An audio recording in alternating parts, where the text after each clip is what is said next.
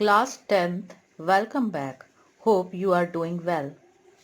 पिछले वीडियो में आप संदेश वाहन प्रणाली का अर्थ और संचार के आधुनिक साधनों का महत्व समझ चुके हैं और भारतीय डाक विभाग द्वारा प्रदत्त विभिन्न डाक सेवाओं का भी अध्ययन कर चुके हैं। इस वीडियो में हम संदेश वाहन के साधन टेलीफोन को डिटेल में समझेंगे। टेलीफोन संदेश को शीघ्रता से भेजने का एक अत्यंत महत्वपूर्ण आधुनिक साधन है। इसे हिंदी में दूरभाष कहते हैं। इसका आविष्कार सन 1876 में संयुक्त राज्य अमेरिका के अलेक्जेंडर ग्राहम बेल ने किया था। यह एक छोटा सा यंत्र होता है जो ध्वनि तरंगों को विद्युत तरंगों में परिणत करके संदेश को एक स्थान से दूसरे स्थान पहुंचाता है। टेलीफोन की सहायता से कोई भी व्यक्ति अपने शहर या देश के किसी अन्य शहरों में रह रहे व्यक्तियों से ही नहीं, वरन अन्य देशों में बैठे हुए व्यक्तियों से भी बातचीत कर सकते हैं। आजकल लगभग सभी व्यावसायिक और सरकारी कार्यालयों में टेलीफोन लगे हुए होते हैं। इसके अतिरिक्त अनेक व्यक्ति निर्धारित शुल्क जमा करवाकर अपने घर पर भी टेलीफोन लगवा सकते हैं। आजकल लगभग सभी छोटे बड़े शहरों में जगह जगह पर पब्लिक कॉल ऑफिस, शॉर्ट में पीसीओ बोलते हैं, खुले हुए हैं, जहां पर निर्धारित शुल्क देकर कोई भी व्यक्ति टेलीफोन पर बातचीत कर सकता है। पीसीओ, पब्लिक कॉल ऑफिस, यह सार्वजनिक क्षेत्र में एक ऐसा स्थान जो टेलीफोन की सुविधा उन व्यक्तियों को उपलब्ध कराता है जिनके पास टेलीफोन नहीं है। यह संचार का किफायती और कुशल माध्यम है।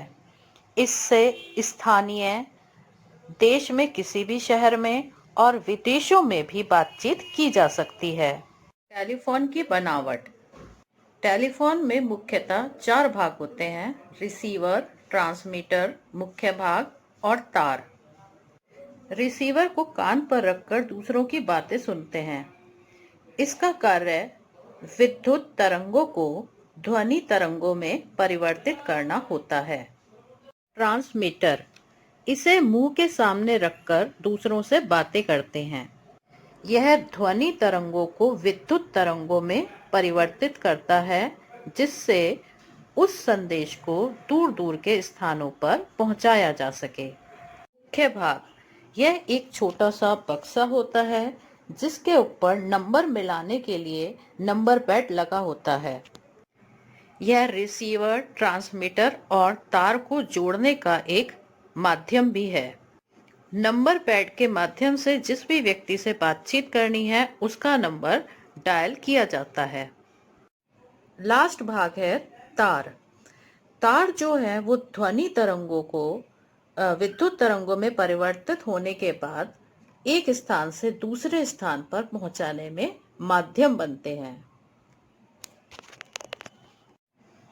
काल के भेद। टेलीफोन पर होने वाली बातचीत या कॉल मुख्यतः 3 प्रकार की होती है।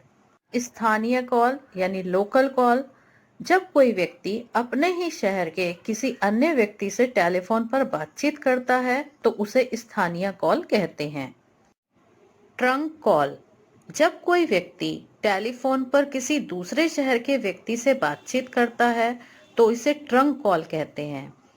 भारत संचार निगम लिमिटेड द्वारा सभी शहरों को सीधी ट्रंक डायल सेवा द्वारा परस्पर संबंधित कर दिया गया है। सीधी ट्रंक डायल सेवा को इंग्लिश में सब्सक्राइबर ट्रंक डायलिंग और शॉर्ट में इसे STD कहा जाता है। इस सुविधा में सभी शहरों, कस्बों आदि के लिए पृथक पृथक कोड निर्धारित कर दिए गए हैं। जैसे दिल्ली के लिए 011। तो अगर हमें किसी भी शहर में फोन मिलाना है तो पहले उस शहर का कोड डायल करना होगा और फिर उस व्यक्ति का फोन नंबर जिससे हमें बातचीत करनी है। ट्रंक कॉल की सुविधा सभी फोन पर उपलब्ध है आजकल, और जिन व्यक्ति के पास फोन की सुविधा नहीं है वो पब्लिक कॉल ऑफिस यानी PCO पर जाकर भी फोन कर सकते हैं। अंतर्राष्ट्रीय कॉल।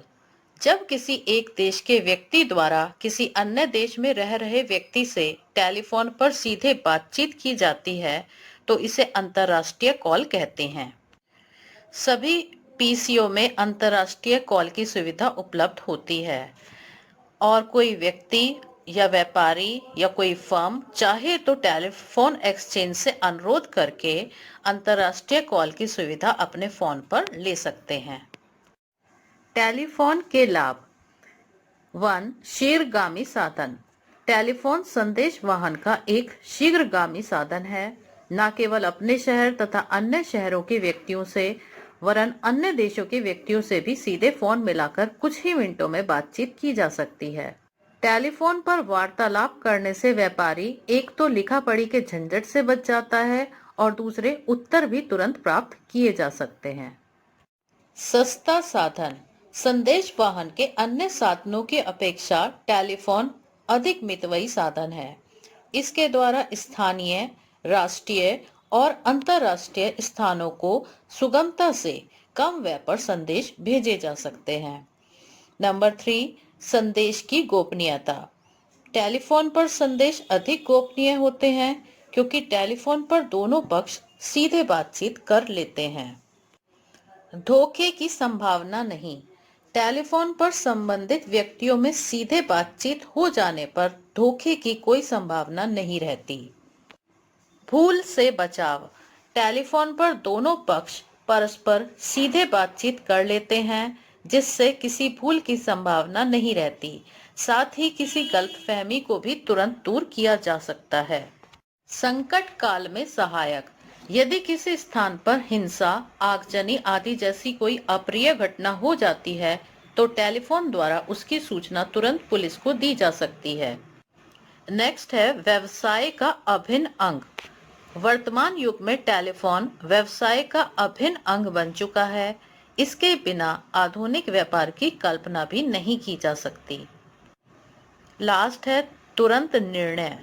चूंकि टेलीफोन पर दोनों पक्षों में व्यक्तिगत संपर्क स्थापित हो जाता है, इसलिए दोनों किसी विषय पर तुरंत निर्णय ले सकते हैं।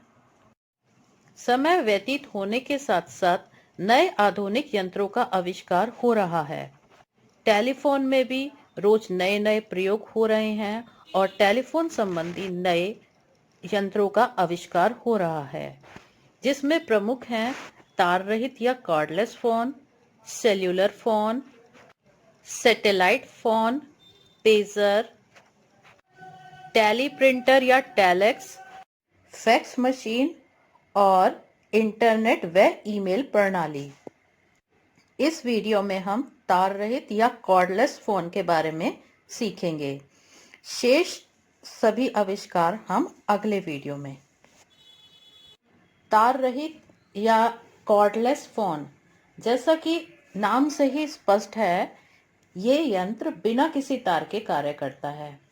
जिस व्यक्ति या व्यवसायी के पास अपना तारयुक्त टेलीफोन है, वह कॉर्डलेस फोन की सहायता से तारयुक्त फोन से 75 से 250 मीटर की दूरी तक बातचीत कर सकता है। अर्थात जागते या सोते समय फोन की घंटी बजने पर तारयुक्त फोन तक जाने की आवश्यकता नहीं होती, बल्कि वह अपने तार रहित फोन से यानी कॉर्डलेस फोन से निर्धारित रेंज में कहीं भी बैठकर वो बात कर सकता है। वह छत पे जाकर भी बात कर सकता है। कॉर्डलेस फोन के लाभ। कॉर्डलेस फोन साधारण फोन का ही एडवांस रूप है, अतः इसके लाभ भी टेलीफोन वाले ही हैं। एक अतिरिक्त लाभ कि इसमें निर्धारित रेंज में कहीं पर भी बैठकर बात की जा सकती है। निर्धारित रेंज 75 से लेकर 250 मीटर के दौरान आप कहीं पर भी बैठकर बातचीत कर सकते हैं।